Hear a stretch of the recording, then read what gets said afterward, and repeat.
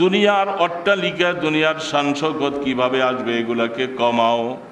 এগুলি কমাইতে যাইয়া তোমাকে যখন কিছু বিলীন করা লাগে, কিছু কোরবানি করা লাগে, সেগুলি করবা। করার পরে সবসময় মনে রাখবা যে আল্লাহ তাবারক ওয়া তাআলা আমাকে এখন এই অবস্থায় রাখছে, কতক্ষণ পরে আমি কি অবস্থায় থাকব। দুনিয়া মানুষের সামনে কেমন করে আসে? মানুষকে ধোঁকা দেওয়ার জন্য জালে দুনিয়া নাউরু সারাস্তাস দারুদ্দিনে সোয়ে শাওহার খাস্তাত। শেখ ফরিদুদ্দিন আত্তার রহমতুল্লাহ আলাইহি বলে, দুনিয়াকে মনে রাখো, দুনিয়া বুড়া হতে হতে সে হাজার হাজার বছর চলে যায়। সেই দুনিয়াটা একটা বুড়ি মহিলা নতুন শাড়ি পরে যখন কোনো যুবককে সে ধোঁকা দেয়, পিছন থেকে তাকাইলে মনে হয় যেন কত নতুন বধূ। আসলে সামনে আইসা নজর করে দেখে দাঁত নাই, তার সমস্ত চেহারা ফ্যাকাশে হয়ে যায়, তখন তার থেকে বিমুখ হয়ে চলে যায়।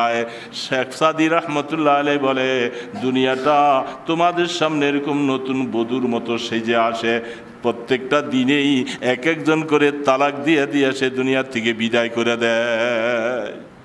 কুশতিগানে খঞ্জরে তসলিমেরা হর জমা আজ গায়েব জানে দিগারা। গরু জবার জন্য, ছাগল জবার জন্য, মুরগি জবার জন্য একটা ছুরি আর খঞ্জর ব্যবহার করে। মাওলা তোমার কাছে একটা কুদরতি খঞ্জর আছে, সেই খঞ্জরটা হলো, সেই খঞ্জর দিয়ে তুমি তোমার আশেকদেরকে জবাই করে করে তোমার কাছে নিয়ে যাও। আল্লাহু হাজিরি আল্লাহু নাজিরি আল্লাহু মাই। আল্লাহ তুমি আমার সাথে আছো, তুমি আমাকে দেখতেছো, আমি যে শেষ রাত্রি উঠে তোমার কাছে একটু কান্নাকাটা করতেছি, আল্লাহ তুমি তো দেখতেছো। এইভাবে বলে এবার অন্তর খুলে বলো, আল্লাহু আল্লাহ আল্লাহু আল্লাহ আল্লাহু আল্লাহ আল্লাহু আল্লাহ আল্লাহু আল্লাহ আল্লাহু আল্লাহ আল্লাহু আল্লাহ আল্লাহু আল্লাহ আল্লাহু আল্লাহ আল্লাহু আল্লাহ আল্লাহু আল্লাহ। মেশিনটা নষ্ট হয়ে গেছে, গাড়ি নষ্ট হয়ে গেছে, এটাকে নিতে হয়, এবার ওয়ার্কশপে নেওয়া লাগবে। এবার গাড়ি চালাও, আরশে আজিমের দিকে চালাও। আল্লাহু আল্লাহ আল্লাহু আল্লাহ আল্লাহু আল্লাহ আল্লাহু আল্লাহ আল্লাহু আল্লাহ আল্লাহু আল্লাহ আল্লাহু আল্লাহ। এইভাবে গাড়ি চালাইতে থাকো, এই গাড়ি যেতে যেতে আরশে আজিমের মধ্যে যা পৌঁছে যাবে। এবার মাওলাকে সামনে নিয়ে খোদার বান্দা বসছো, মাওলার সাথে মনের কথা বলো, আল্লাহ আল্লাহ আল্লাহ আল্লাহ আল্লাহ।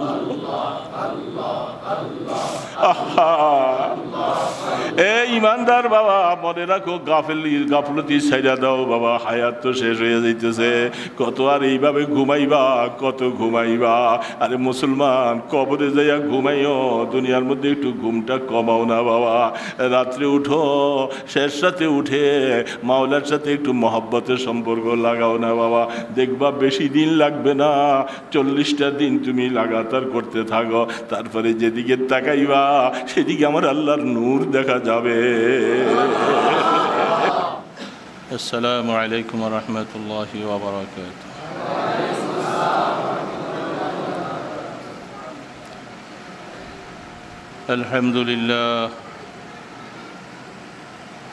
আলহামদুলিল্লাহ নাহমাদুহু ওয়া নাস্তাঈনুহু ওয়া নাস্তাগফিরুহু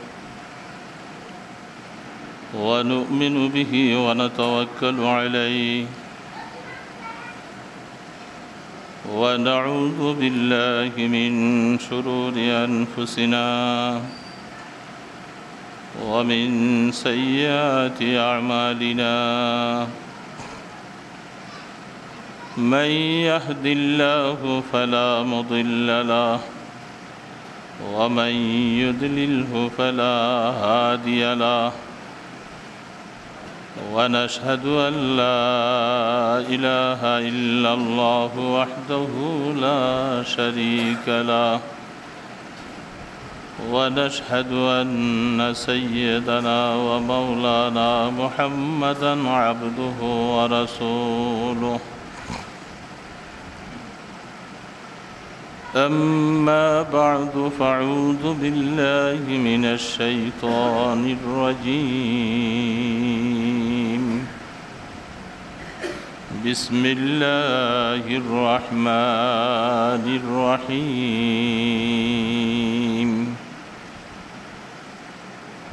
هو الله الذي لا إله إلا هو الحي القيوم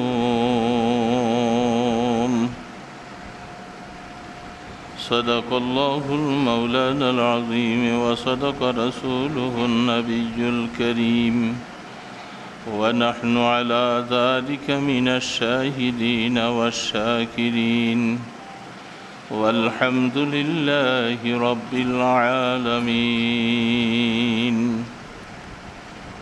সবাই দুরূদ শরীফ পড়ি আল্লাহুম্মা সাল্লি আলা সাইয়্যিদিনা মুহাম্মদ ওয়া আলা আলি সাইয়্যিদিনা মুহাম্মদ কামা সাল্লাইতা আলা সাইয়্যিদিনা ইব্রাহিম ওয়া আলা আলি সাইয়্যিদিনা ইব্রাহিম ইন্নাকা হামিদুম মাজিদ اللهم بارك على محمد وعلى آل محمد كما باركت على إبراهيم وعلى آل إبراهيم إنك حميد مجيد প্রত্যেকটা জিনিসের মধ্যে দুইটা দিক আছে, একটা জাহের একটা বাতেন, একটা বাহ্যিক আর একটা ভিতরগত। বাহ্যিক জিনিসটা দেখা যায়, ভিতরের জিনিসটা দেখা যায় না। ঠিক প্রত্যেকটা জিনিসের যেরকম জাহের আর বাতেন আছে, মানুষের মধ্যে জাহের এবং বাতেন আছে, একটা প্রকাশ্য আর একটা অপ্রকাশ্য। প্রকাশ্য জিনিসগুলি আমরা অনেকে দেখতে পাচ্ছি, মোটামুটি সংশোধন করার চেষ্টা করছি। গোপনীয় যে জিনিসগুলি আছে সেগুলি সংশোধন করা খুব কঠিন কথা। বাহ্যিক সংশোধনের তুলনায় ভিতরের সংশোধনটা বেশি গুরুত্ব বহন করে।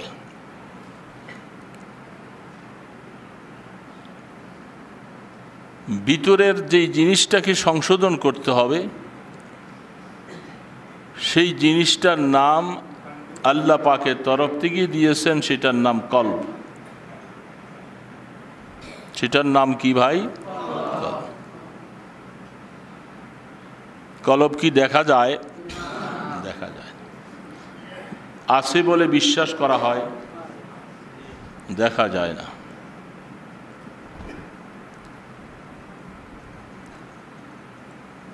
ভিতরের অবস্থাটা যদি দুর্বল হয় তাহলে বাহিরে দুর্বল হয়। এত লাগবে না, এখন লাগলে আমি বলবো।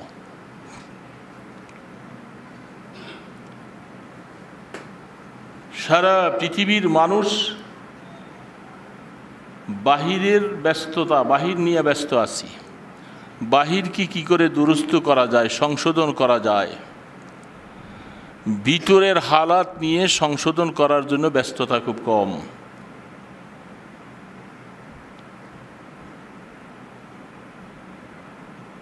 সারা পৃথিবীতে যত ডাক্তারি বিদ্যা আছে, সমস্ত ডাক্তারি বিদ্যারা মানুষের বাহির নিয়ে গবেষণা করে,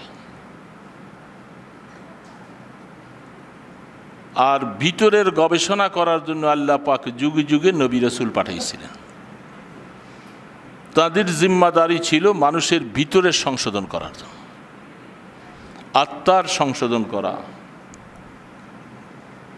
আল্লাহ রাব্বুল আলামিন তার কালামে মজিদের মধ্যে ঘোষণা করেছেন, قد أفلح من زكاها وقد خاب من دساها।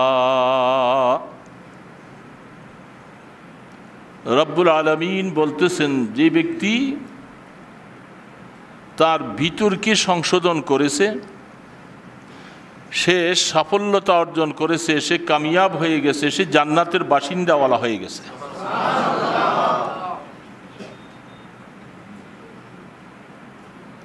যে ব্যক্তি ভিতরকে খারাপ করেছে, আত্মার পরিশুদ্ধি করতে পারে নাই, সে নাকাম হয়ে গেছে, ক্ষতিগ্রস্ত হয়ে গেছে। সে দুনিয়ার থেকেও বরবাদ, আখিরাত থেকেও বরবাদ। এই কথাটা আমার আল্লাহ পাক বলছেন। এই জন্য বাহিরের চিকিৎসার তুলনায় ভিতরের চিকিৎসার গুরুত্ব দেওয়া বেশি প্রয়োজন। নবী রসুলদের কাজই ছিল ভিতর নিয়ে গবেষণা করা, মানুষের আত্মার পরিশুদ্ধি কি করে করাতে পারি। প্রশ্ন হতে পারে, হ্যাঁ, বাহিরের রোগগুলি তো আমরা দেখি, অনুমান করতেছি, ভিতরে কি জিনিস থেকে আত্মাকে পরিষ্কার করার জন্য আল্লাহ পাক বলছেন, সেগুলি কি? সেগুলি আগে বুঝবো, তারপরে জানবো, এরপরে পরিশুদ্ধি করার ব্যবস্থাপনা করব। যখন আমি দুই একটা কথা বলবো, আপনারা বলবেন হ্যাঁ এগুলি তো অনেক শুনছি, কিন্তু পরিশুদ্ধি করতে পারলাম কতটুকু, কি প্রক্রিয়ায় পরিশুদ্ধি করা যায়, এটা নিয়ে গবেষণা খুব কম। সকলের উদ্দেশ্য এক, যে আমরা আল্লাহ পাকের সন্তুষ্টি নিয়ে কবরে যাব, ঠিক না ঠিক? সবাই চাই, উদ্দেশ্য তো এক, কিন্তু ব্যবস্থাপনার মধ্যে কিছু ব্যবধান হয়ে গেছে দুনিয়াতে আইসা। এক এক জায়গায় এক এক রকম ব্যবস্থা চলছে। সমস্ত ব্যবস্থাপনাগুলি বাদ দিয়ে ব্যবস্থা নিতে হবে একজন থেকে, তিনি হলেন মুহাম্মদ রাসূলুল্লাহ সাল্লাল্লাহু আলাইহি ওয়াসাল্লাম। তার ব্যবস্থাপনা ছাড়া কোনোদিন আত্মার পরিশুদ্ধি করানো যাবে না। নিজেদের খেয়াল খুশি মতো আত্মার পরিশুদ্ধি করানো সম্ভব না। সেই রাস্তাগুলি আল্লাহ পাক তার বন্ধুর মাধ্যমে জমিনে প্রচার করে দিয়ে গেছেন হাদিস শরীফের মাধ্যমে। সেই রোগগুলি নাই যে এমন মানুষ পৃথিবীতে কেউ নেই। আত্মার এই রোগগুলি নাই এমন মানুষ পৃথিবীতে আল্লাহ সৃষ্টি করেন নাই। সবার মধ্যে সেই রোগ হতে পারে, এই অবস্থানই আল্লাহ সৃষ্টি করেছেন। প্রশ্ন করা হবে, তো আল্লাহ পাক সৃষ্টি করলে আমাদের দোষ কোথায়?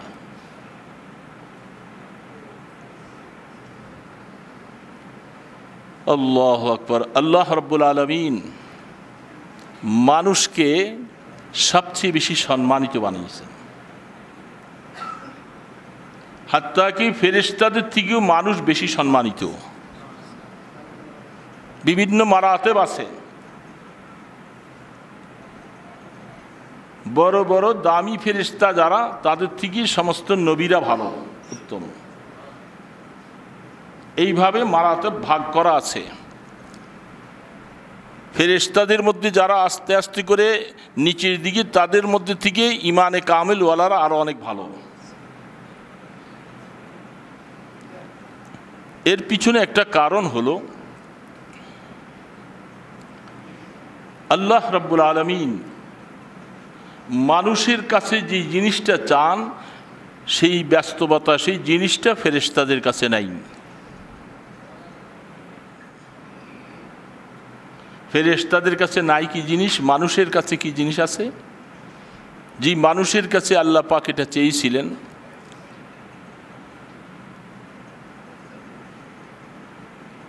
ফেরেশতাদেরকে আল্লাহ তাবারক ওয়া তাআলা নফস বলতে এক জিনিস, এটা ফেরেশতাদের মধ্যে আল্লাহ সৃষ্টি করেন নাই। খায়সাত বলতে যে জিনিস, এটা ফেরেশতাদেরকে আল্লাহ দেন নাই। আল্লাহ মানুষকে নফস দিয়েছেন, কুপ্রবৃত্ত আত্মা আল্লাহ মানুষের কি সৃষ্টি করেছেন। ফেরেশতাদের মধ্যে ভালোবাসার মতো, ভালোবাসা করার মতো যে বস্তু, এটা ফেরেশতাদেরকে আল্লাহ দেন নাই। গুনাহ করলে গুনার যে একটা মজা স্বাদ আছে এটা আল্লাহ ফেরেশতাদেরকে দেন নাই, এটা মানুষকে দিয়েছেন। فألهمها فجورها আল্লাহ রাব্বুল আলামিন বলতেছেন আমি মানুষ সৃষ্টি করার সময় নফসর যে একটা তাড়না আছে এই সমস্ত নফস নামীয় বস্তুটা আমি মানুষকে দিয়ে জমিনে পাঠাইছি কি জন্য? মানুষ এই নফসর থেকে যখন নিজকে পরিত্রাণ অর্জন করে আমার হুকুম মতো যখন সে জীবন তৈরি করে আসবে তখন সে ফেরেশতাদের থেকে দামি হয়ে যাবে, সে জান্নাতে যাওয়া তার জন্য সহজ হয়ে যাবে।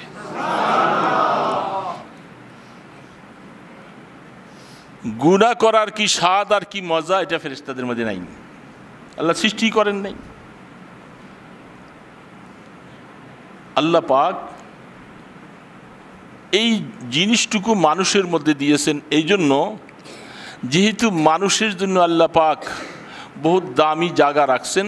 দুনিয়ার জীবনে আইসা মানুষ এই নফসের তাড়নার থেকে নিজকে বাঁচাবে আর আল্লাহ পাকের মহব্বত কলবে জায়গা দিয়ে যখন হায়াত কাটাবে তখন তার সাথে আল্লাহ সুবহানাহু তাআলার মুআমেলা কি হবে তখন কথাগুলি সব জমিনের মধ্যে ছড়াইয়ে দিয়েছেন হাদিসের মাধ্যমে। এই জন্য নফস আল্লাহ মানুষকে দিয়েছেন, ফেরেশতাদেরকে দেন নাই। এই নফসটার মধ্যে মানুষ যখন নফসকে পায়ের নিচে রেখে আল্লাহ পাকের গোলামি করবে তখন মানুষ দামি হয়ে যাবে, ফেরেশতাদের থেকে দামি হয়ে যাবে এবং জান্নাতে যাওয়া তার জন্য সহজ হয়ে যাবে। এখন যদি এটা আল্লাহ পাক তাদেরকে দেন নাই, এরা ভালো মন্দ কিছু বুঝে না, বিবাহ শাদী বুঝে না, হালাল হারাম কিছু বুঝে না, এই জিনিস তাদের মধ্যে নাই। মানুষকে আল্লাহ পাক দিয়ে বলছেন দুইটা শব্দ যে এখন তুমি এই কুপ্রবৃত্ত আত্মার থেকে নিজকে পবিত্র করে আসো, তুমি সরাসরি কামিয়াব হয়ে গেছো, আমি দুনিয়াতেই তোমাকে ঘোষণা পৌঁছেই দিলাম, তুমি জান্নাতের উচ্চ মাকামের অধিবাসী হয়ে যাবে। পরীক্ষা না হলে কোনোদিন তার প্রমোশন হয় না, পরীক্ষা না হলে প্রমোশন হয়। এই জন্য মানুষকে আল্লাহ পাক পরীক্ষা নেওয়ার মতো বস্তুটা দিয়ে সৃষ্টি করেছেন। এই জন্য মানুষ দামি। যখন সে এই কুপ্রবৃত্ত আত্মার সাথে মোকাবেলা যখন করতে থাকবে, নফস তাকে একদিকে নিয়ে যাবে, সে সেখান থেকে তাকে আরেক দিকে সরাই নিয়ে আসবে। নফস তাকে শরীয়তের হুকুম থেকে অন্যদিকে নিয়ে যাবে আর সে আল্লাহ পাকের হুকুমের সামনে নিজকে টেনে নিয়ে আসবে। নফসের সাথে তার 24টা ঘন্টা মোনাকাশা চলতে থাকবে, মুজাহাদা চলতে থাকবে। তখন আল্লাহ সুবহানাহু তাআলা এই নফসকে পরাস্ত করে আল্লাহর বান্দাকে আল্লাহ পাকের নৈকট্য লাভ করার তৌফিক দিবেন। তো আমি এই কথাটাই প্রথম ভূমিকার মধ্যে বলতেছিলাম, ফেরেশতাদেরকে আল্লাহ পাক দেয় নাই, মানুষকে দিয়েছেন। তাহলে মানুষের পরীক্ষা নেবেন আল্লাহ পাক। কুপ্রবৃত্ত আত্মার ভিতরে সবচেয়ে বড় খারাপ যে জিনিসটা, এটার নাম হলো কিবির।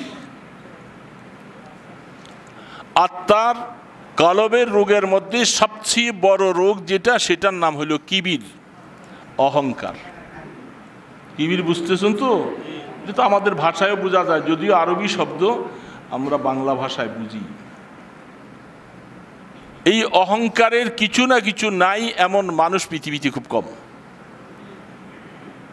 সবার মধ্যে আছে। কেউ মেহনত করে সেই কিবির থেকে নিজকে বাইর করে নিয়ে আসছে, আর কেউ মেহনত করে এটাকে বাইর করতে পারে নাই। এটা সবচেয়ে বড়। যতগুলি রোগ আরো আছে আমরাজে বাতেনার মধ্যে, হিংসা মানুষের মধ্যে আছে না নাই? হিংসা শরীয়তে এটা হারাম। হাসাদ বলে হিংসা মানুষের নেক আমলকে কিভাবে নষ্ট করে? আগুন যেভাবে তার লাকড়িটাকে জ্বলে শ্বাসকাশ করে দেয়, হিংসা মানুষের নেক আমলগুলোকে জ্বালাইয়া শেষ করে দেয়। কামা তাকুলুন নারুল হাতাব, আগুন যেভাবে লাকড়ি ভস্ম করে, হিংসা মানুষের নেক আমলকে নষ্ট করে দেয়। এই জন্য আল্লাহ পাক ওয়া মিন শাররি হাসিদিন ইজা হাসাদ আছে না নাই? আমরা নামাজের মধ্যে পড়ে থাকি সূরা ফালাক নাসের মধ্যে, কুল আউযু বিরাব্বিল ফালাক মিন শাররি মা খালাক ওয়া মিন শাররি গাসিকিন ইজা ওয়াকাব ওয়া মিন শাররিন নাফাসাতি ফিল উকাদ ওয়া মিন শাররি হাসিদিন ইজা হাসাদ। আল্লাহ, আমি আপনার কাছে হিংসুকদের হিংসা থেকে আপনার কাছে সাহায্য চাই। আল্লাহর নবী আল্লাহর কাছে দোয়া করেছেন এবং এই দোয়া পড়ার জন্য আল্লাহ পাক আয়াত নাজিল করেছেন। তাহলে হিংসা শরীয়তে নাজায়েজ, হারাম। এটা মানুষের মধ্যে আছে নাই?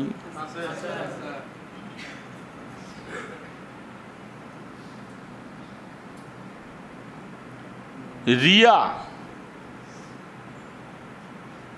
যেটা যাকে শিরকে খাফি বলা হয়, সবচেয়ে বড় একটা গুনার নাম হইল শিরক। সবচেয়ে একটা বড় গুনাহ শিরিক। শিরিক মানে আল্লাহ পাকের জাত ও সিফাতের সাথে কোনো কিছুকে অংশীদার বানানো। আল্লাহ পাকের জাত এবং সিফাতের সাথে কোনো জিনিসকে মিলানো, এটার নাম শিরক। কোরআনে আল্লাহ পাক বিভিন্ন জায়গায় বলছেন, হাদিস শরীফে বলছেন, আমি আল্লাহ আমার বান্দার সব গুনাহগুলি ইচ্ছা করলে মাফ করে দিব, কিন্তু বান্দা মনে রাখবা তোমার শিরিকের গুনাহ আমি আল্লাহ মাফ করব না। শিরিকের গুনাহ, অন্যান্য গুনাহ আমি আল্লাহ ইচ্ছা করলে মাফ করে দিব, কিন্তু শিরিকের গুনাহ মাফ হবে না। শিরিক বড় কঠিন একটা মাসালা। হাদিস শরীফের মধ্যে পাওয়া যায়, আমাদের সমাজে, আমাদের দেশে একটা সম্প্রদায়কে মুশরিক বলা হয়। বলা হয় কি না? মুশরিক নাম শুনছেন? মুশরিক কাদেরকে বলে? হিন্দু সম্প্রদায়কে মুশরিক বলা হয়। অথচ কোরআন শরীফে আল্লাহ রাব্বুল আলামিন বিভিন্ন জায়গার মধ্যে বলতেছেন, যদি এই সমস্ত মুশরিকদেরকে প্রশ্ন করা হয় যে আসমান জমিনের স্রষ্টাকে, তারা বলেন আল্লাহ। তারা বলেন আসমানের খালেক স্রষ্টা আল্লাহ।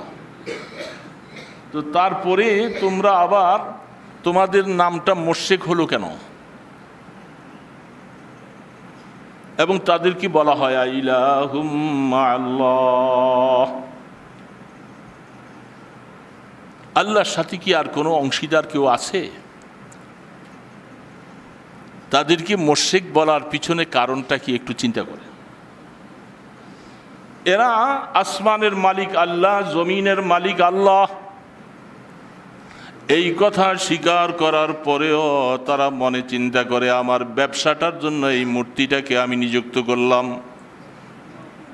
আমার স্বাস্থ্যকে সুস্থ করার জন্য এই মূর্তিটার শরণাপন্ন হব, আমার দোকানের মধ্যে লাভ লস করার জন্য এই মূর্তিটার কাছে গিয়ে আমি সবসময় ধর্ণা দিব, আমার সফরে যাওয়া আসার জন্য এই মূর্তিটাকে নিযুক্ত করে রাখলাম। এক কথায় এক একটা কাজের জন্য এক একটা মূর্তিকে নিযুক্ত করেছে। আল্লাহ আছেন স্রষ্টা, কিন্তু তাদের মাধ্যমে সব সমাধান করতে চায়। তাহলে সে আল্লাহর সাথে শিরিক করলো কি করলো না? এই জন্যেই শিরিকের দিকে তাদেরকে বলা হচ্ছে মুশরিক। তোমরা আল্লাহ আছে বলে স্বীকার করলেও প্রকৃতপক্ষে আল্লাহর জাত ও সিফাতের সাথে কোনো না কোনো একটা মূর্তিকে তোমরা মিলাইলা, এই জন্যই তোমরা মুশরিক, তোমরা ঈমানদার না। বুঝতে পারছেন মুশরিকের হালাত? তাদের এটা তো স্পষ্ট দেখা যায়, মূর্তির কাছে যায়, বিভিন্ন অবস্থা যায়। বহু ঈমানদার এমন আছে, নামাজ পড়ি আমরা, রোজা রাখি, সব কিছু করি, সব কিছু করার পরেও আমার মনের হালাতটা এমন হয়ে যায়, আমার এই চিকিৎসার জন্য এই ডাক্তার ছাড়া কেউ ভালো করবে না, আমার এই কাজের জন্য সে না করলে কেউ করবে না। বিভিন্ন কাজের মধ্যে যদিও আমি নামাজ পড়ে থাকি, একদিক থেকে আমার অবস্থাটাও মুশরিকের সাথে মিলিত হয়ে যায়।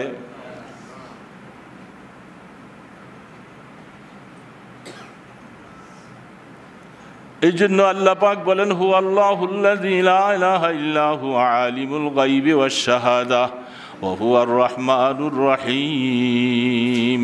আল্লাহ, তোমার উপরে ঈমানটা এমনভাবে হওয়া লাগবে, দুনিয়ার মধ্যে কোনো ব্যক্তি আমার উপকারও করতে পারবে না তোমাকে ছাড়া,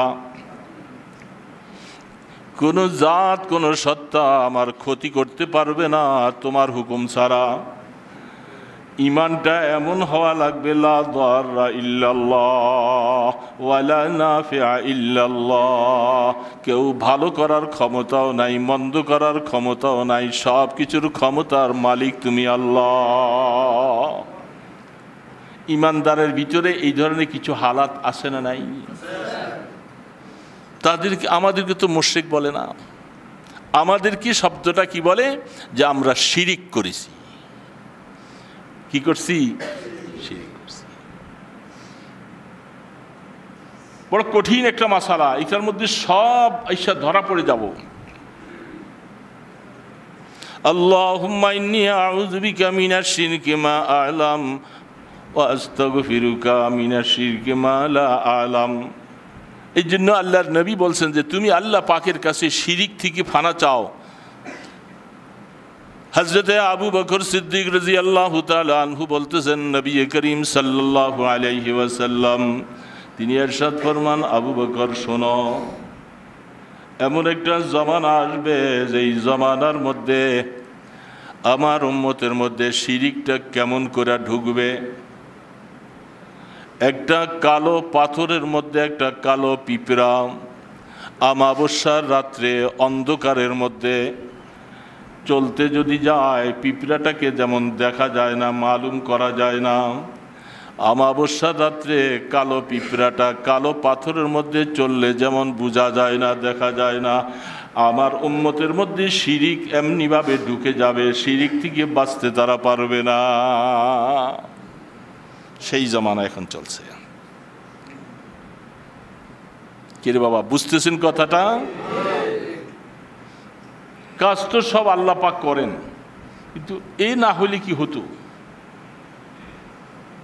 বাস সামান্য সুরতটা একটু ঢুকে গেল। গাড়ি নিয়ে রাস্তায় চলতেছিলাম, গাড়িটা অ্যাক্সিডেন্ট করতেছিল, এমন সময় ড্রাইভারটা পাকাপোক্ত না হলে আমি বাঁচতাম না।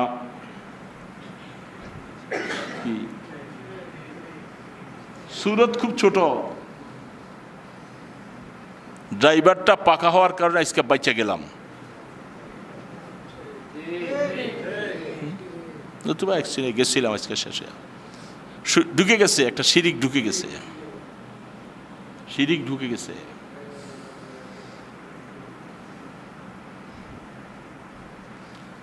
বহুদিন পর্যন্ত আল্লাহর কাছে সন্তানের জন্য কামনা করতেছি, আল্লাহ আমাকে একটা সন্তান দাও, একটা সন্তান দাও।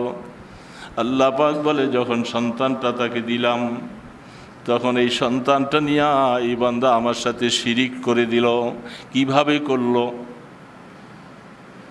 ছেলেটার এমন রোগ হয়ে গেল, প্রথমত সুরতের মধ্যে তার নামটার মধ্যে কিছু শিরিকি নাম চলে আসে। 2 নম্বর, কোনো অসুস্থতা অবস্থায় এমন অবস্থা হয়ে যায়, এই লোকটা পেরেশান হইয়া হইয়া নিজকে এমনভাবে আল্লাহ পাকের সামনে পেশ করতে যাইয়া, যখন সন্তানটা কোনো ডাক্তারের উসিলায় চিকিৎসায় ভালো হয়ে যায়, তখন সেই ডাক্তারকেই উসিলা বানায়, বনে এই ডাক্তারের চিকিৎসায় আল্লাহ আমার ছেলেটা ভালো করছে, নতুবা ছেলেটা বাঁচানো সম্ভব ছিল না। আল্লাহ পাক বলে, একটা বারের জন্য গোলাম বললা না যে ডাক্তার ভালো করে নাই, ভালো করছি আমি আল্লাহ।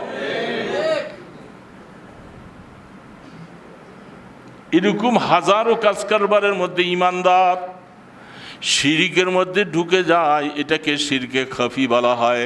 কিয়ামতের ময়দানে আল্লাহ পাক বলবে, বান্দা তুমি যাদের প্রশংসা করেছিলা, যাদের কাছ থেকে তুমি সব পাইছিলা, পুরস্কার সব তাদের কাছ থেকে নিয়ে নাও, আমার কাছ থেকে কিছুই পাবে না, কারণ তুমি আমাকে সর্বক্ষমতার মালিক মানো নাই।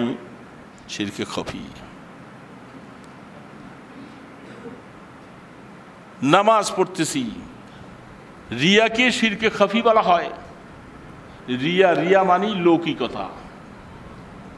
কোনো একটা কাজ করতে যায়া মানুষের সন্তুষ্টি কামনা করা, মানুষ থেকে বাহবা চাওয়া, মানুষ থেকে প্রশংসা চাওয়া, এই সমস্ত কাজগুলিও এক প্রকারের রিয়া। আর রিয়া মানে শিরকে খফি, শিরক। এগুলি আমাদের মধ্যে আছে না নাই বাবা? আছে।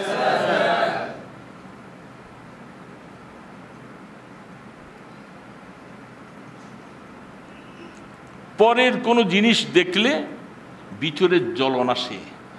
ওই বেচারা, তার ছেলেটা সুন্দর বড় হয়েছে, ছেলেটা অনেক কামাই রোজগার করে, তার বাড়ি দেখলে, তার ঘর দেখলে, তার জায়গা জমিনগুলি দেখলে ভিতরে কেবল জ্বলে।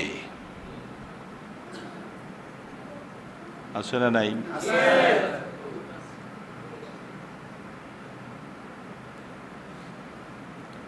এই জন্য এরকম অন্তরের ভিতরে কতগুলি রোগ আছে। এই রোগগুলির থেকে আত্মাকে পরিত্রাণ করা প্রত্যেকটা ইমানদারের জন্য, চাই আলেম হোক আর ফাজিল হোক, সবার জন্য ফরজ, সবার জন্য ফরজ। এই কারণে আমি ভূমিকার মধ্যে বলছিলাম যে মানুষকে জাহের আর বাতেন দুইটা দিক আল্লাহ পাক মানুষের মধ্যে এটা দিয়েছে।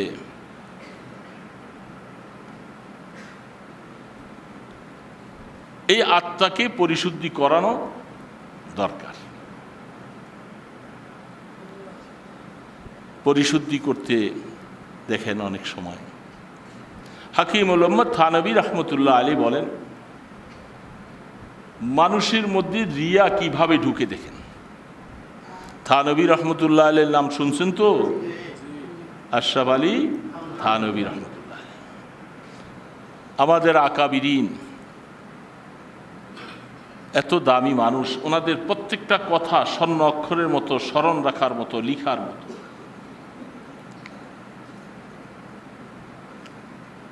থানবী রহমতুল্লাহ আলী বলতেছেন, খাদেম অনেক সময় পিসাব হুজুরের পিছনে ঘুরে, ওস্তাদের পিছে ঘুরে চলে ফিরে। হঠাৎ করে হযরত কামরা যাচ্ছেন বা মসজিদে যাইতেছেন, ওই খাদেম যায়া হুজুরের জুতাটা হাতে নিছে, জুতাটা হাতে নিয়ে জুতাটাকে হেফাজতে রাখবে, একবারে বগলের নিচে রাখছে। আবার হুজুর যখন বাইরে যাবেন জুতাটা ওই দিকে রাখছে, আর আশপাশে ডানে বামে দেখে দেখে যে হুজুরের জুতাটা যে সে বহন করতেছে এবং জুতাটা নিয়ে আসতেছে, আশপাশে অনেকে দেখে হুজুরের খুব একজন নির্ভীক খাদেম, এটা তার মনের ভিতরে আসে, মানুষের মধ্যে যেন জানাশোনা হয়ে যায়। থানবী বলতেছে, যদিও সুরতে দেখা যায় সে জুতা বহন করতেছে, তার ভিতরে আস্তে আস্তে করে কিবির ঢুকতেছে, রিয়া ঢুকতেছে।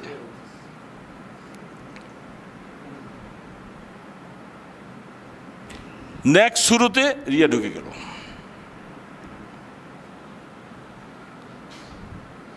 আল্লাহু আকবার। যে কোনো নেক কাজ করতে যাইয়া মানুষের সন্তুষ্টির কামনা করা, মানুষ বাহবা দেওয়া, মানুষ খুশি হওয়া, এই ধরনের একটা কামনা দিলের ভিতরে আসা, এটা রিয়া।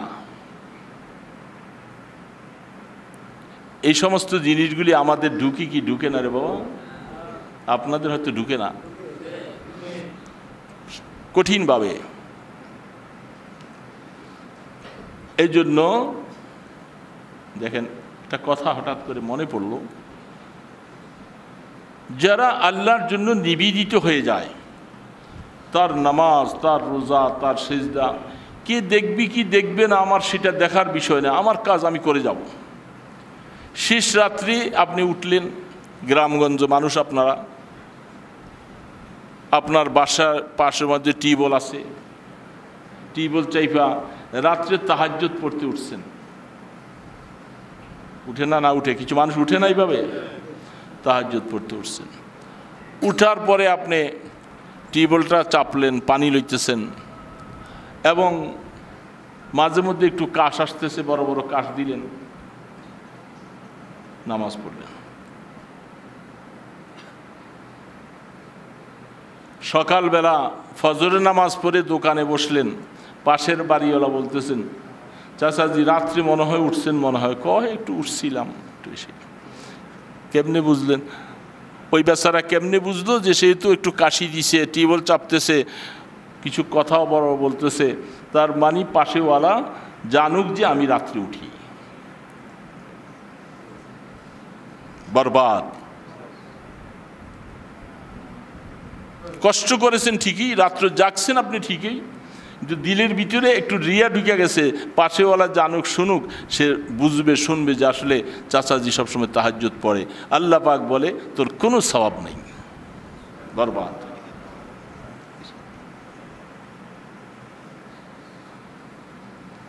এমনিভাবে বিভিন্ন রোগগুলি আমাদের ভিতরে ঢুকে যায় বাবা।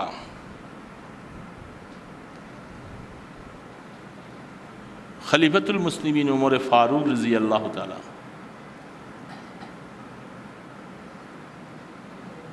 তিনি হযরতে আবু উবাইদা ইবনুল জাররাহ রাদিয়াল্লাহু তাআলা আনহু একজন বড় সাহাবী।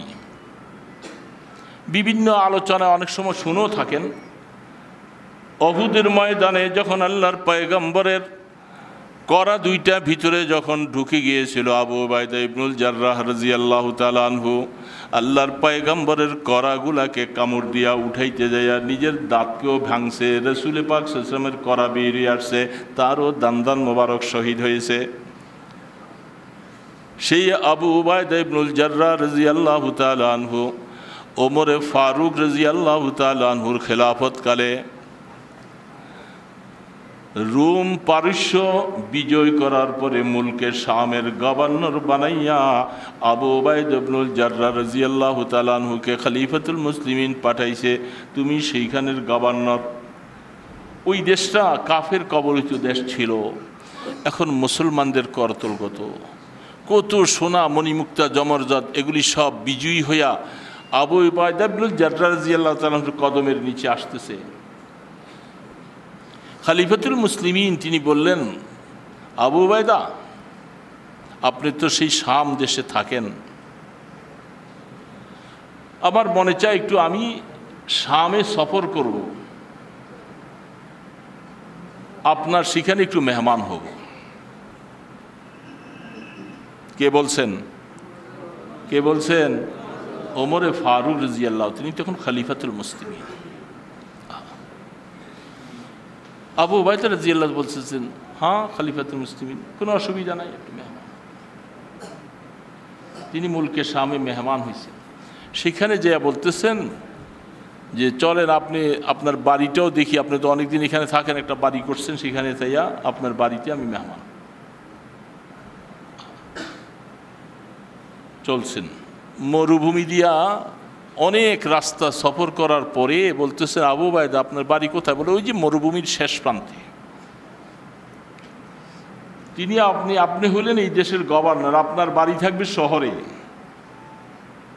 শহরে না, বড় বড় মন্ত্রী মিনিস্টারদের বাড়ি কোথায় থাকবে? শহরে। আপনি এদিকে আমাকে মরুভূমির দিকে নিয়ে যাচ্ছেন, বলে ওই মরুভূমির শেষ প্রান্তে আমি থাকি। যাওয়ার পরে যাইয়া দেখেন ওনার সেখানে যে একটা বাড়ি তৈরি করছেন, বন আর সন দিয়া একটা ঝুপড়ি বানাইছে।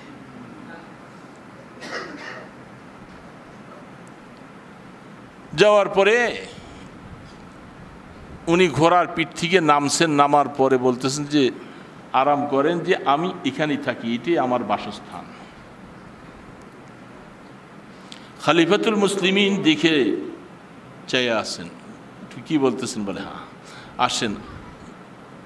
ঘরে নিয়ে বসাইলেন, একটা খেজুর পাতার চাটাই বসাই। তিনি দেখা বলতেছেন, আপনি এখানে থাকেন, আপনার ঘরের সামানপত্র কিতাবে লেখেন। ওমরে ফারুক রাদিয়াল্লাহু তাআলা আনহু বলেন, তার ঘরের মধ্যে সামান একটা জায়নামাজ পাইছি, শীতের দিনে গায়ে দেওয়ার জন্য একটা কম্বল পাইছি, একটা দস্তরখান, আর একটা পেয়ালা পানি খাওয়ার জন্য একটা পাত্র ঘরের মধ্যে পাইলাম। বলে তো আপনি খাওয়া দাওয়া কিভাবে? বলে আমার তো রাষ্ট্রীয় কাজ করতে করতে সময় পাওয়া যায় না, বাল বাচ্চা এখানে কেউ নাই, তারা সবাই মদিনা, আমি এখানে একাই থাকি। একজন কাজের লোককে তৈরি করেছি যে এক সপ্তাহ জবের রুটিটা একসাথে বানাই দিয়ে যায়, আর সালনার কোনো তরকারি বানাবার মতো সুযোগ নাই। এই রুটিটাকে পানিতে ভিজিয়ে রাখি, আইসা রাত্রে আমি এখান থেকে এই পানির থেকে উঠে একটা রুটি খাই, আমার রাত্রে চলে যায়।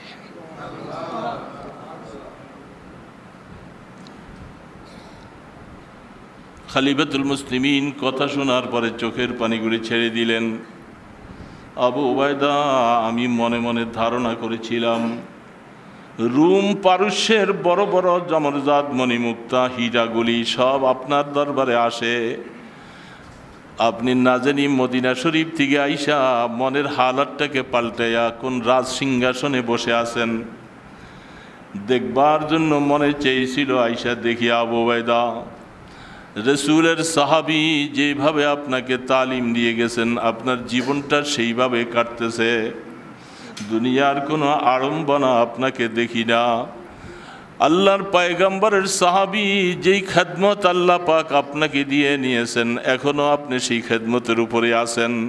আবু উবায়দা, মনে আমার এইভাবে সন্তুষ্ট যে রসুলের সাহাবী হবার পরে দুনিয়ার প্রাচুর্যতার সামনে আসার পরেও সেই দিকে মনের কোনো গতি নাই। কিভাবে আপনারা জিন্দেগি কাটাচ্ছেন? আবু উবায়দা বলতেছিলেন তখন খলিফাতুল মুসলিমিন মনের মধ্যে 24টা ঘন্টা সবসময় কাজ করতেছে, আমি আবু উবায়দা এখন রাষ্ট্রীয় কাজ করতেছি, কতক্ষণের জন্য আমি হায়াতে বাঁচব? রাষ্ট্রীয় কাজ করার পরে আবার ফিরে আমার এই ঝুপড়িটার মধ্যে আমি আসতে পারবো কিনা, না ওইখানেই আমার দাফন হয়ে যায়।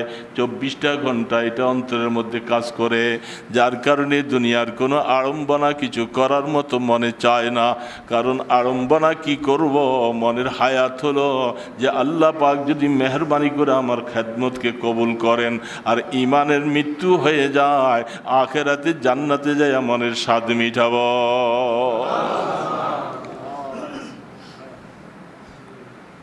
গদান নালকা আহিব্বাহ, হাদিস শরীফের মধ্যে লেখেন সাহাবায়ে কেরাম বলতেছেন আমি আগামীকাল আমার বন্ধুদের সাথে মিলিত হয়ে যাব, আমার এই আড়ম্বনার কি এত দরকার?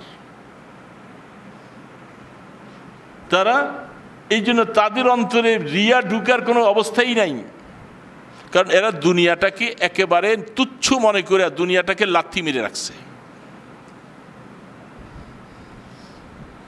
আল্লাহু আকবার। হুব্বি যা হুব্বি মাল, মান সম্মান ধন সম্পদ বড় বড় পদ ওহদা এগুলার একটা খায়সাত মনে আসা, এটাও শরীয়তে না যায়। আর শুধু মালের মহব্বত কি করে আমি মাল পাবো, মাল কত কামাই করব, এতে আমার আল্লাহ পাকের হুকুম নষ্ট হয়ে যায়, নামাজ ছুটে যায়, তাতে কিছু আসে যায় না, কিন্তু আমার মাল তো আসা দরকার। কিন্তু বাবা এই রোগ আমাদের আছে না নাই? এই জন্য আল্লাহ তাবারক ওয়া তাআলা মানুষকে বলছেন তুমি সংশোধন হও, তোমার কলবের মধ্য থেকে মালের চাহিদাকে কমাও,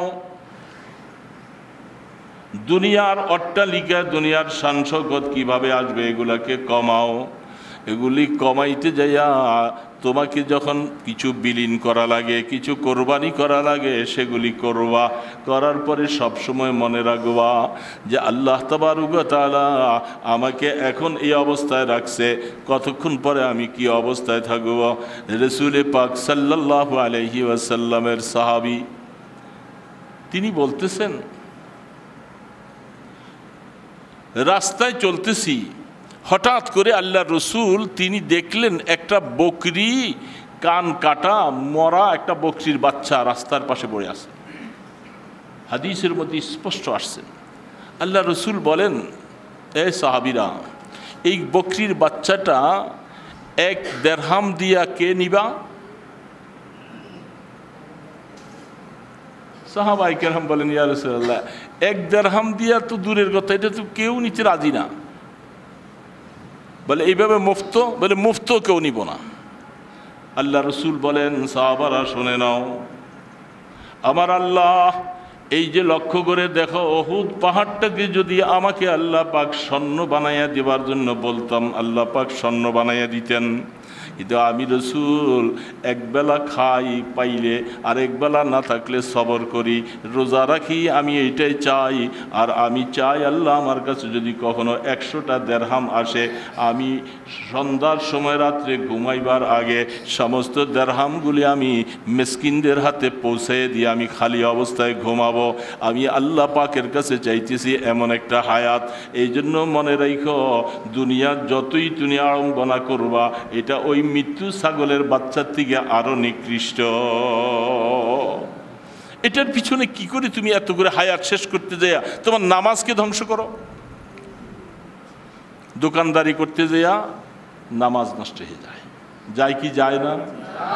ক্ষেত খামার করতে যাইয়া নামাজ নষ্ট হয়ে যায়, জোহর চলে যায়, আসর চলে যায়, এমনকি মাগরিবের আগ পর্যন্ত কাজ কিছু বাকি থাকলে এত ব্যস্ততা, কাজটুকু একটু সাইরা নেই, আগামীকাল আবার নতুন কাজ করা যাবে, এই জন্য সে কাজ সাইরা আসতে আসতে দেখা যায় মাগরিবটা এমন সময় পরে কোনো রকম করে আইসা বাসায় মাগরিব পড়া যায়, জামাত চলে যায়, মসজিদ চলে যায়, কিন্তু তারপরও তার নামাজটাকে ঠিকমতো আদায় করতে পারি না।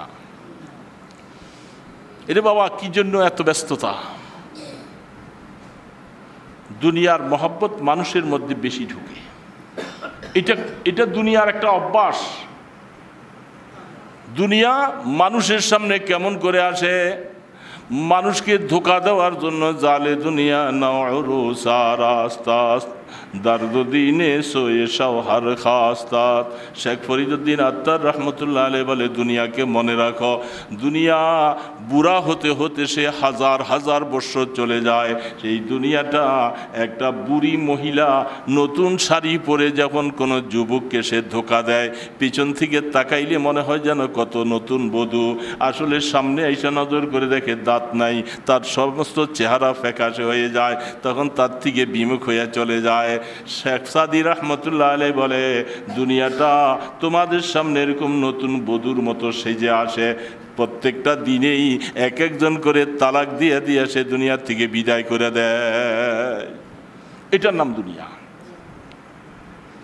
যারা আল্লাহওয়ালা, আল্লাহু আকবার, এই যে দেখেন আমাদের দেশ থেকে কত আল্লাহওয়ালাগুলি চলে যাচ্ছে, ঘন ঘন চলে যাচ্ছে সবাই। গত 2020 সাল থেকে 21 সাল পর্যন্ত হিসাব করছি, প্রায় 25 জন বাংলাদেশের বড় বড় স্বনামধন্য আলেম এবং আল্লাহওয়ালা যারা আমাদেরকে এতিম করে চলে গেছেন, তাদের হালাত কি অবস্থা? আফসুস করে বলে অনেক সময়, কশতে গানে খঞ্জরে তসলিমেরা, কশতে গানে খঞ্জরে তসলিমেরা, হর জমা আজ গায়েব জানে দিগারা। আল্লাহু আকবার। আল্লাহর পাকের এক আরেফ মনের আবেগে আস্তে আস্তে বলতেছে, দেখো মাওলার উপরে নিজের আবেগ পেশ করে বলতেছে, কত মানুষকে মানুষ দুনিয়ার মধ্যে অনেক সময় কেউ কাউকে খঞ্জর চালাইয়া হত্যা করে, তাকে মাইরা ফেলে, এরকম এরকম মানুষ করে। আল্লাহ পাকের কাছে বলতেছে, মাওলা দুনিয়ার মানুষ খঞ্জর চালাইয়া কত মানুষকে দুনিয়ার থেকে নিয়ে যাচ্ছে, আর তোমার কাছে একটা খঞ্জর আছে, সেটা তুমি তোমার আশিকদের উপরে চালাইয়া নতুন নতুন করে তোমার আশিকগুলাকে তুমি খঞ্জর দিয়া কাইটা কাইটা জ্বলে নিয়ে যাচ্ছ, আর জমিনবাসীকে এতিম বানাইয়া দিয়ে যাচ্ছ। কয়েকদিন আগে মুফতি আব্দুস সালাম সাহেব, আপনারা তো চেনেন না, বুঝবেন না, সারা বাংলাদেশের মধ্যে তার মতো আরেকজন আলেম আর পৃথিবীতে নাই বাংলাদেশে। সারা বাংলাদেশে বলছি, যত বড় আলেম আছে সারা বাংলাদেশের সমস্ত আলেমরা তার পরে। তিনি হলেন মুফতি আব্দুস সালাম। 40টা বৎসর পাকিস্তানের গ্র্যান্ড মুফতি ছিলেন যিনি, 40 বৎসর। সেখান থেকে বাংলাদেশে আসছেই কয়েক বছর হয়েছে। চাটগামি ভাষা কিছু বলে, ভালো করে বাংলা ভাষা জানে না, উর্দু ভাষায় কথা বলেন। এই মানুষটা হাটাজারি মাদ্রাসার অনেক পিছনে যারা ছিলেন তারা ইন্তেকালের পরে তিনি হাটাজারি মাদ্রাসার এখন প্রধান মুফতি ছিলেন। ওনার ছাত্র যত আছে সবাই, সারা বাংলাদেশি যত বড় আলেম বলতেছেন সমস্ত আলেমদের মাথা মুফতি আব্দুস সালাম।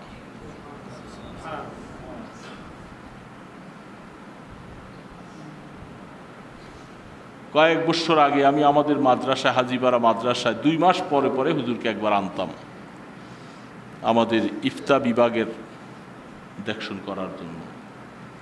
সাথে বসে 2 দিন থাকতেন, অনেক কথা বসে বসে শুনতাম, মাঝে মধ্যে আলোচনা শুনতাম, বসে থাকতাম। এই মানুষটা চলে গেল ওই যে গত। যারা চিনে না তারা তোমার মুফতি আব্দুস সালাম সাহেব, কত মুফতি তো এখন অভাব নাই, সারা দেশে মুফতির অভাব নাই।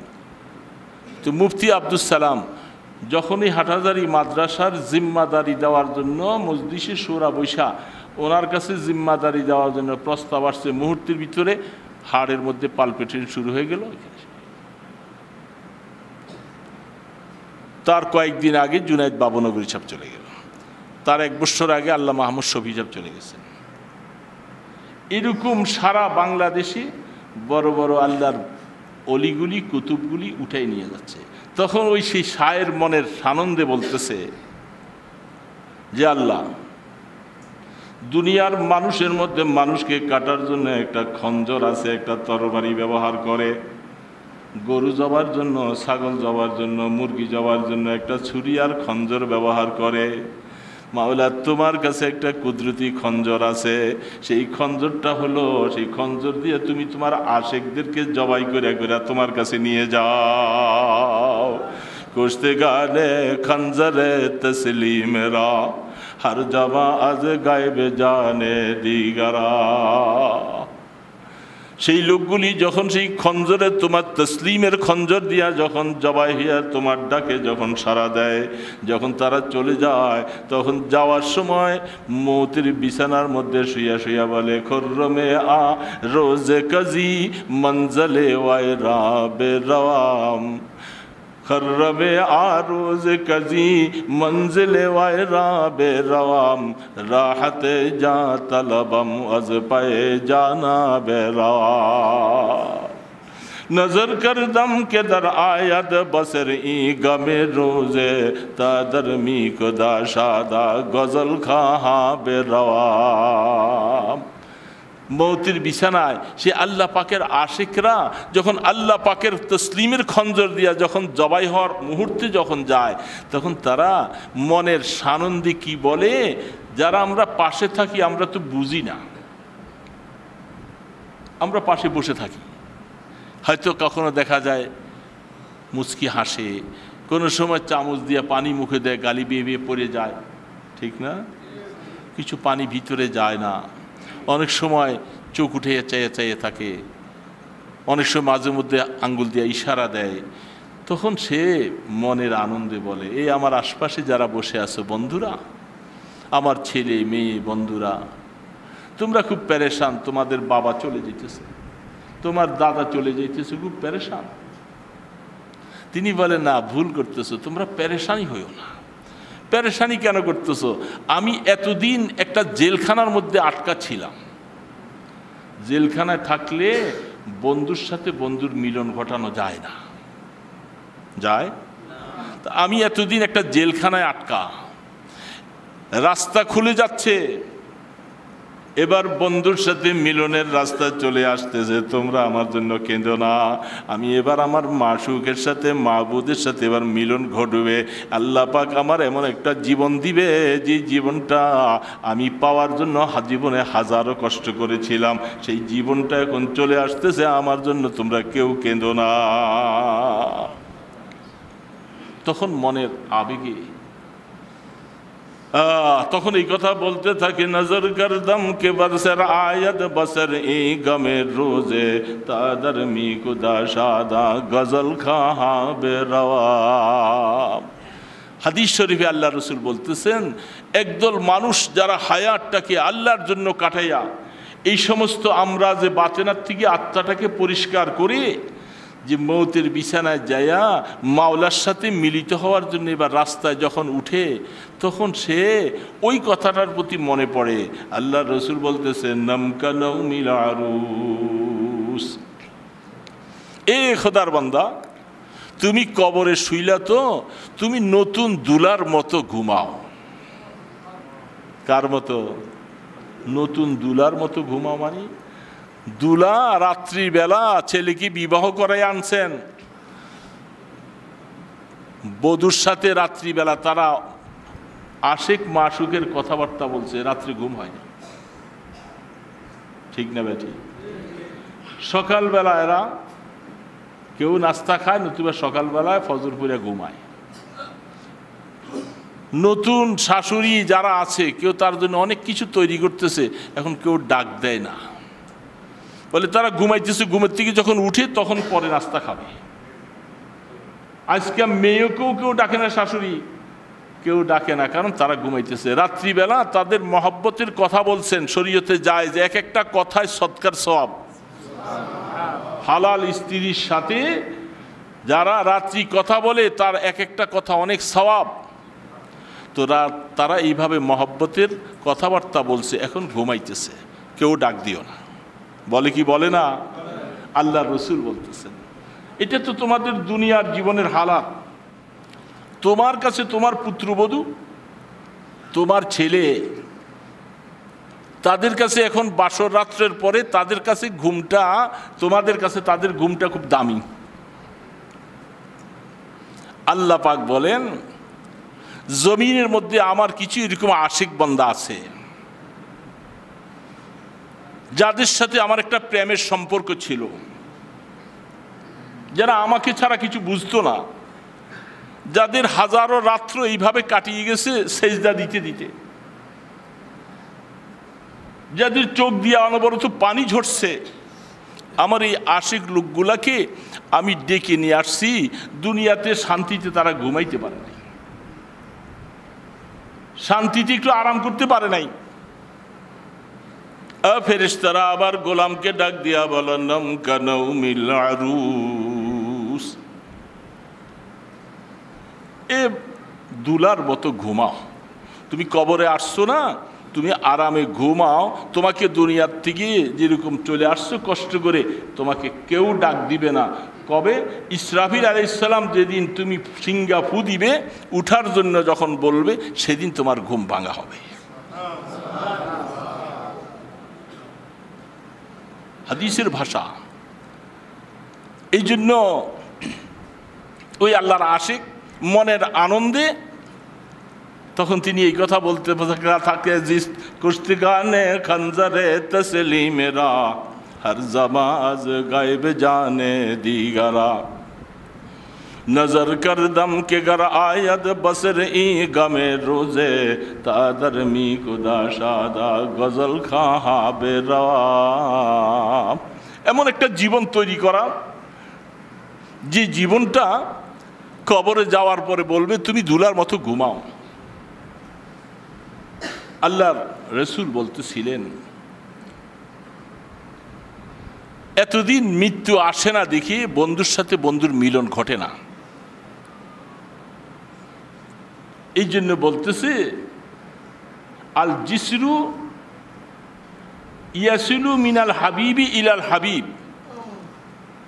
একটা ব্রিজ আছে মাঝখানে, খাল ছিল, ওই পারে বন্ধুর বাড়ি, এই পারে আরেক বন্ধুর বাড়ি, কিন্তু খালের এই পারে কথা বলে, ওই পারে কথা বলে, কোনোদিন কাছে আসতে পারে না। বিশাল একটা খাল।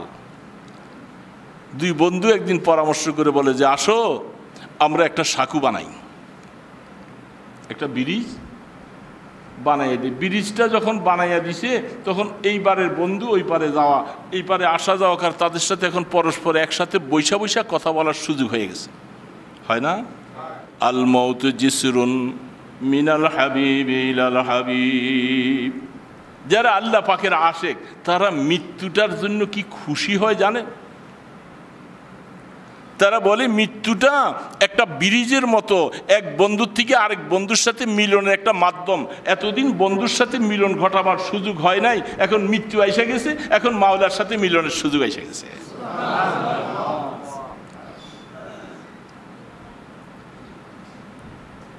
এই জন্য আল্লাহর আশিকেরা তারা মৃত্যু আসলে কোনো ভয় করে না। বহু মানুষ কাল মৃত্যুর ভয় করে, মাঝে মধ্যে বলে হুজুর কাল মৃত্যু স্বপ্নে দেখি, এই দেখি সেই দেখি, মরা মানুষ দেখি, অনেক কষ্ট পাই, কি হইলো না হলো, কারণ মৃত্যুকে ভয় পায়। মৃত্যু কি ভয় পাওয়ার জিনিস? পাও মৃত্যু আসবে না। মৃত্যু তো ভয় পাওয়ার জিনিস না, মৃত্যু তো খুশি হওয়ার জিনিস। দুনিয়ার মধ্যে কি চাইলেই আপনি সব কিছু পাইছেন? এবার পাইছেন সব কিছু? যা কিছু চান এখন একটু মনে চায় যে এসিতে বসলে আরাম লাগতো, ফ্যানটা আরও ভালো হইলে ভালো লাগতো, একটা আরামের বিছানায় ভালো লাগতো। মনে চাইলে কি সব হয়? এগুলি পাবে কোথায়? জান্নাতে। সব যখন যা চাবে তা পাওয়া যাবে। এই জন্য জান্নাতে যাওয়ার জন্য তার কামনা হয় কবে যাব, কবে যাব। একজন বুজুর্গ ছিলেন বিক্রমপুরের, থানবী রহমতুল্লাহ আলের খেদমত করতেন, বয়স অনেক বেশি, আজ থেকে প্রায় আমি 35-40 বছর আগের কথা বলতেছি। অনেক বয়স, মাঝে মধ্যে কবরস্থানে যাইয়া কবরের পাশে বসে বলতে হায় হায় কবে আসছি দুনিয়ায়, আল্লাহ তুমি কবে নিবা, আর ভাল লাগে না, দুনিয়া ভাল লাগে না, যাইতে মনে চায়, যাইতে মনে চায়, কিন্তু যাইতে পারে না। এই জন্য ইমানদার বাবা মনে রাখো, দুনিয়ার মধ্যে যতদিন থাকবা, এটা একটা মনে রাখবা, আমি এখানে মুসাফির, কয়েকদিনের জন্য আসছি। মুসাফির না, কুন ফিদ দুনিয়া কান্নাকা গরীব আও আবিরু সাবিল। আল্লাহ রসুল বলছেন তুমি দুনিয়ার মধ্যে এমনভাবে থাকো যেন তুমি একজন মুসাফির, একজন অনাথ এতিমের মধ্যে থাকো। ডাক আসবে যেন চলে যাও, প্রস্তুতি সবসময়, ডাক আসবে চলে যাও। দুনিয়ার মহব্বত যত বেশি, আরে বাবা কথা তো এটা, দুনিয়ার কিছু আসবাব আছে, এগুলির সম্পর্ক হবে বাহিরের সাথে, হাতের সাথে, শরীরের সাথে, অঙ্গ প্রত্যঙ্গ, আর ভিতরে একটা কলব আছে, এটার সম্পর্ক হবে আমার আল্লাহ পাকের সাথে। এই জন্য আল্লাহ পাকের কিছু মহব্বত আসার জন্য কিছু রাস্তা আছে। দৈনিক, আরে বাবা আপনার সন্তান, আপনার নাতি, আজ থেকে কয়েক বছর আগে একটা লোক সিঙ্গাপুর থাকে, সে সিঙ্গাপুর থেকে আসছে, বেশি দিন হয় নাই, আইসা আবার চলে গেছে। সামনে 1-1.5 মাস পরে রমজানের ঈদ।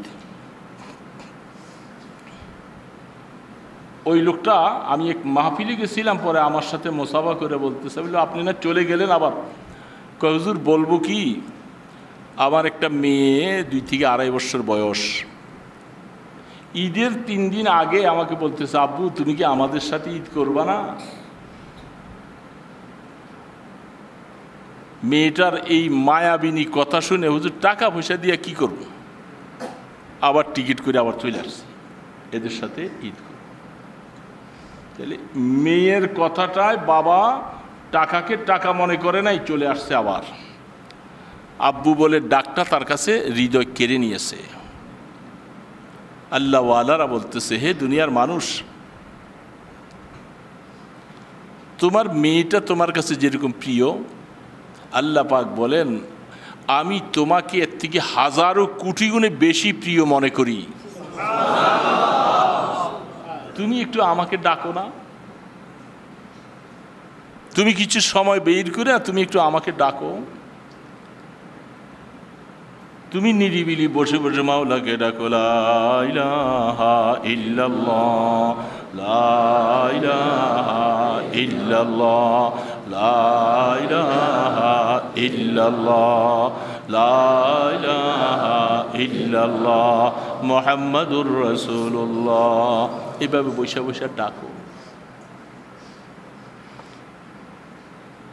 আস্তে আস্তে কিছুক্ষণ পরে বসে বসে আবার ডাকো, ইল্লাল্লাহ ইল্লাল্লাহ ইল্লাল্লাহ ইল্লাল্লাহ ইল্লাল্লাহ ইল্লাল্লাহ ইল্লাল্লাহ ইল্লাল্লাহ। এইভাবে ডাকো। আরেকটা ডাক দাও, আল্লাহু আল্লাহ আল্লাহু আল্লাহ আল্লাহু আল্লাহ আল্লাহু আল্লাহ আল্লাহু আল্লাহ আল্লাহু আল্লাহ আল্লাহু আল্লাহ আল্লাহু আল্লাহ। এইভাবে যখন তুমি ডাকতে থাকবা, এ বান্দা তুমি সময় পাও না, ডাকার জন্য সময় পাও না, মনে রাখো, কান দিয়া শোনো, যখনই তুমি একবার ডাক দাও আমি 10 বার আল্লাহ তোমাকে লাব্বাইক বলে স্মরণ করি। কিন্তু তুমি সময় পাও না, সময় তুমি পাও না, সারাদিন ব্যস্ত, দোকান, এইটা সেটা, জমিন, কাজ। মসজিদের মধ্যে আসি আমরা, ঠিকই আসি, আসার পরে নামাজের একটু আগে আইসে নামাজ পড়ে তাড়াতাড়ি আবার বাইরে যাই, যে কাজে লাগি, খানা জানা লাগি। আরে বাবা, নিরিবিলি মাওলাকে সাথে নিয়ে তো 10টা মিনিট 15টা মিনিট এখনো বসতে পারিনি। নিরিবিলি একাগ্রতা ছাড়া মজা নাই কোনো কাজের মধ্যে। নিরিবিলি একাগ্রতা ছাড়া মজা পাওয়ার জন্য মজার সময় ধরা রাখবে। মসজিদে আরও অনেক মানুষ আছে, নামাজ পড়ে চলে গেলাম, মজা নাই। মজা বোঝা যায় না, মজার জন্য তোমাকে একাকী হওয়া লাগবে। ঘরের দরওয়াজা বন্ধ করো, অথবা মসজিদের এক কোনায় নিরিবিলি, মানুষ চলে গেল আর কেউ নাই, তুমি একা, অথবা গাছের কোনায় গাছের নিচে বসে একাকী বসো, কেউ নাই। মোবাইল বন্ধ করে দাও, কথাবার্তা সব বন্ধ করে দাও, কিবলার দিকে রোগ করে চক্ষুটা বন্ধ করে আল্লাহকে ডাকো, আল্লাহু আল্লাহ আল্লাহু আল্লাহ। এইভাবে নিরিবিলি বসে তুমি ডাক দাও। এ খোদার বান্দা, 15 বার 20টা বার ডাক দিলে দেখবা আল্লাহ পাকের তরফ থেকে দিলের মধ্যে রহমতের পানি আসবে, চোখগুলি ঝরঝর করে পানি ছাড়তে থাকবে। মনে রাখবা, আমার আল্লাহ তোমার জন্য রহমতের হাত বাড়াইয়া দিছে। মহব্বত লাগার জন্য মহব্বতের সময় উঠতে হবে।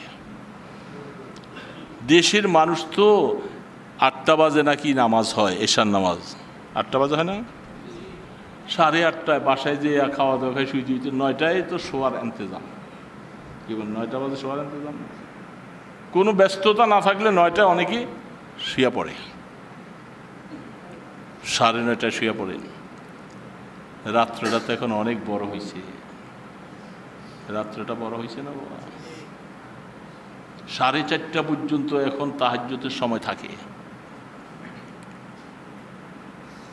কোনো আল্লাহর বান্দা যদি সে মনে চায় আমি ঘুমাইয়ে গেছি, আর আগে ঘুমাই গেলাম, শেষ রাত্রে আমি একটু 4টা বাজে উঠি, 4:45 বাজে উঠি, উঠা অজু করে নিরিবিলি বসে আল্লাহর কাছে 4 রাকাত 6 রাকাত 8 রাকাত তাহাজ্জুদ পড়ে সূরা ফাতিহা একবার, কুল হুয়াল্লাহ 3 বার পড়ে দুরূদ শরীফ পড়ে আল্লাহর কাছে হাত তুলে কাঁদতে থাকে, আল্লাহ তুমি তোমার কত অলি বুজুর্গদেরকে তোমার মহব্বতের সাগর দিছ, আল্লাহ আমি তোমার কাছে একটা ফোঁটা চাই, তুমি আমাকে একটা ফোঁটা মহব্বত দাও মাওলা, তোমার মহব্বতের সাগর তোমার কাছে, আমাকে একটা ফোঁটা দিলে তোমার কমে যাবে না,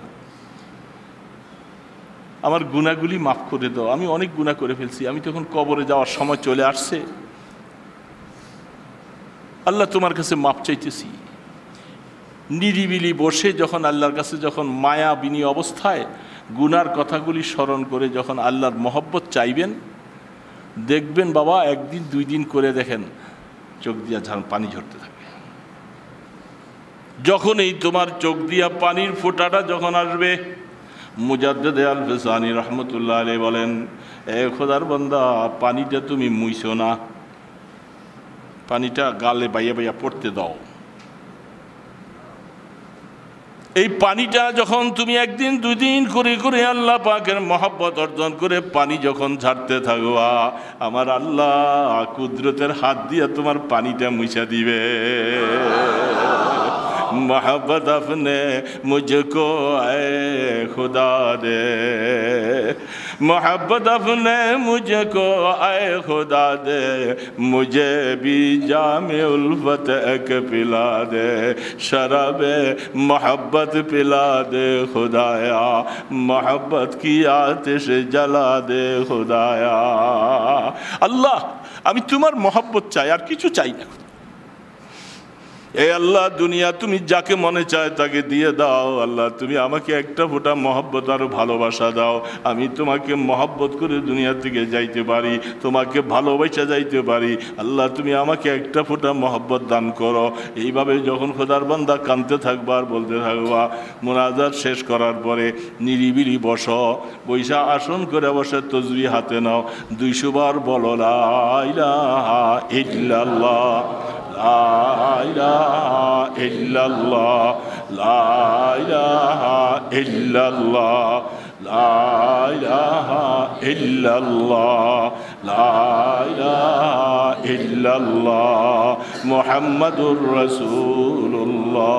200 বার, মাঝে মধ্যে পুরা কলেমা। 200 বার শেষ হওয়ার পরে এবার মনের মধ্যে খেয়াল করো, আমি মাওলা তোমার জাতকে আমি কলবে জায়গা দিলাম। ইল্লাল্লাহ ইল্লাল্লাহ ইল্লাল্লাহ ইল্লাল্লাহ ইল্লাল্লাহ ইল্লাল্লাহ ইল্লাল্লাহ ইল্লাল্লাহ ইল্লাল্লাহ ইল্লাল্লাহ ইল্লাল্লাহ ইল্লাল্লাহ ইল্লাল্লাহ। এইভাবে 400 বার, 400 বার। এটা শেষ হওয়ার পরে মাঝে মধ্যে পুরা কলেমা পুরা সাল্লাল্লাহু আলাইহি সাল্লাম, তারপরে 600 বার আল্লাহু হাজিরি আল্লাহু নাজিরি আল্লাহু মাই। আল্লাহ তুমি আমার সাথে আছো, তুমি আমাকে দেখতেছো, আমি যে শেষ রাত্রি উঠে তোমার কাছে একটু কান্নাকাটা করতেছি, আল্লাহ তুমি তো দেখতেছো। এইভাবে বলে এবার অন্তর খুলে বলো আল্লাহু আল্লাহ আল্লাহু আল্লাহ আল্লাহু আল্লাহ আল্লাহু আল্লাহ আল্লাহু আল্লাহ আল্লাহু আল্লাহ আল্লাহু আল্লাহ আল্লাহু আল্লাহ আল্লাহু আল্লাহ আল্লাহু আল্লাহ আল্লাহু আল্লাহ। 600 বার, 100 বার। এই 12 তসবিহ আমাদের আকাবিরিনরা, সমস্ত বুজুর্গানি দিন সবাই এই আমল করেছে, কেউ বাদ নাই।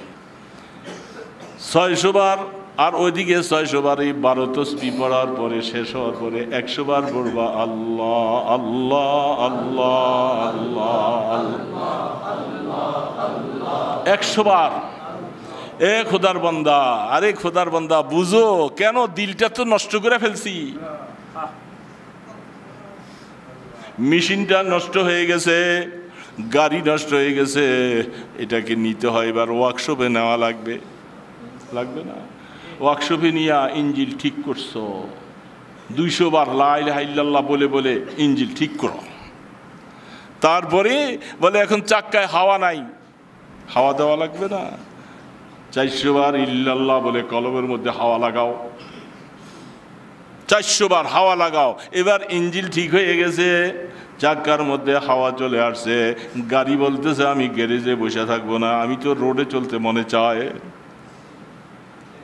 হ্যাঁ, এবার গাড়ি চালাও, আরশে আজিমের দিকে চালাও, আল্লাহু আল্লাহ আল্লাহু আল্লাহ আল্লাহু আল্লাহ আল্লাহু আল্লাহ আল্লাহু আল্লাহ আল্লাহু আল্লাহ আল্লাহু আল্লাহ। এইভাবে গাড়ি চালাইতে থাকো, এই গাড়ি যেতে যেতে আরশে আজিমের মধ্যে যা পৌঁছে যাবে। এবার মাওলাকে সামনে নিয়ে খোদার বান্দা বসছো, মাওলার সাথে মনের কথা বলো, আল্লাহ আল্লাহ আল্লাহ আল্লাহ আল্লাহ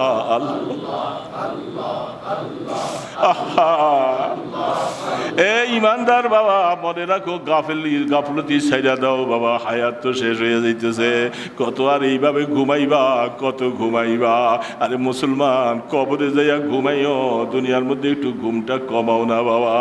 রাত্রে উঠো, শেষ রাতে উঠে মাওলার সাথে একটু মহব্বতের সম্পর্ক লাগাও না বাবা, দেখবা বেশি দিন লাগবে না, 40টা দিন তুমি লাগাতার করতে থাকো, তারপরে যেদিকে তাকাইবা সেদিকে আমার আল্লাহর নূর দেখা যাবে।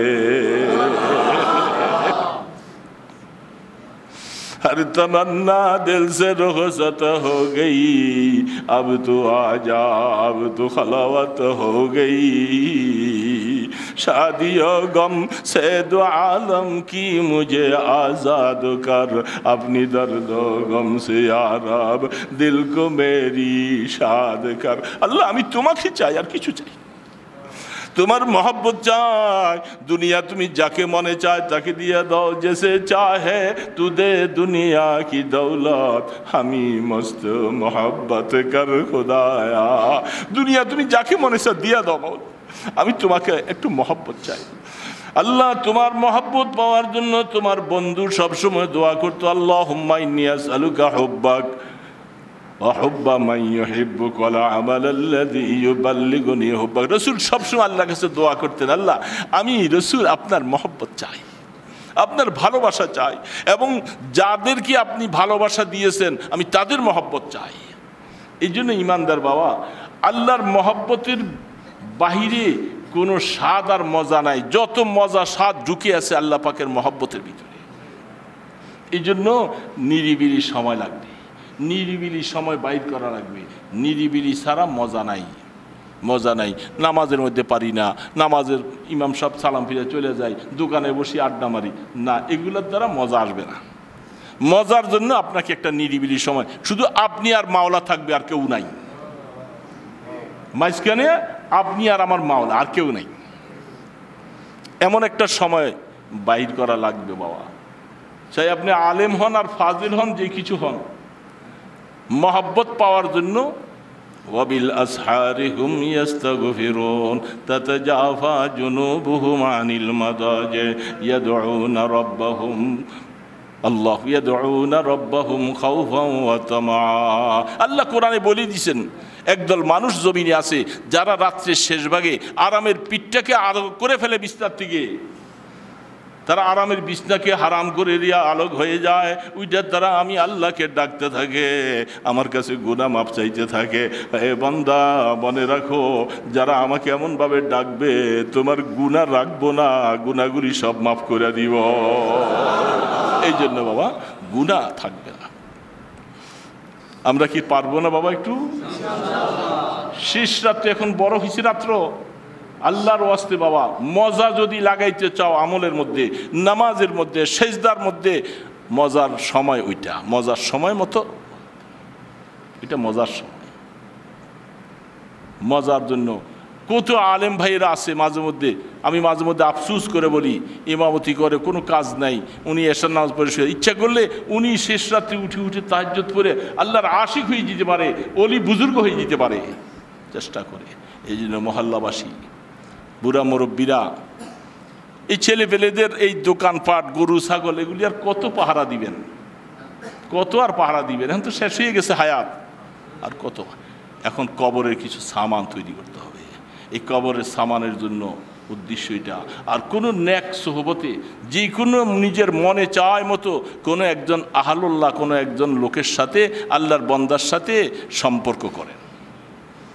এই জামানায় ছুটা থাকা মুশকিল। বরকত আর ফয়জাত পাওয়ার জন্য আমাদের আকাবিরিনরা সকলেই কোনো না কোনো একজন, এত বড় মানুষ, তিনি আবার একজনের কাছে যাইয়া নিজে বায়াত হইয়া ওনার কাছে ওই জুতা সোজা করতেছে। নফসুকে দমন করার জন্য এটা বড় হাতিয়ার। এই জন্য আল্লাহ পাক কোরআনে বলছেন, কুনু মা'আস সাদিকিন। এই জামানায় আপনি জুনায়েদ বাগদাদি পাবেন না, এই জামানায় আর আব্দুল কাদের জিলানী রহমতুল্লাহ আলাইহি পাবেন না, কারণ ওনাদের জামানা শেষ। আপনার জমানায় আপনি যে আন্দাজে এবং এই অনুযায়ী আপনি যে কোনো একজন আল্লাহওয়ালা মানুষকে দিলের থেকে তালাশ করে তার কাছে যে বায়াত হয়ে যান, তার কাছে মুরিদ হয়ে যান, পরামর্শ নিয়ে নিয়ে হায়াতটা কাটান, দেখবেন ইনশাল্লাহ হায়াতটা দামি হয়ে যাবে বাবা। এইভাবে বসে, যেহেতু কুনু মা'আস সাদিকিন আল্লাহ পাক বলছেন, কিয়ামত পর্যন্ত কোরআনের এই আয়াত থাকবে এবং এই আল্লাহ পাকের বন্দাও জমিনে কিয়ামত পর্যন্ত এরকম থাকবে। তালাশ করতে হবে। আপনি যদি বলেন যে হুজুর আমি তো পাই না, আমার এই আটা ভেজাল, ওইটা ভেজাল, চিনি ভেজাল, বাজারে যাই তেল ভেজাল, সব ভেজাল পাই, ভেজাল কইয়া কি ছাইড়া দিচ্ছেন না খান?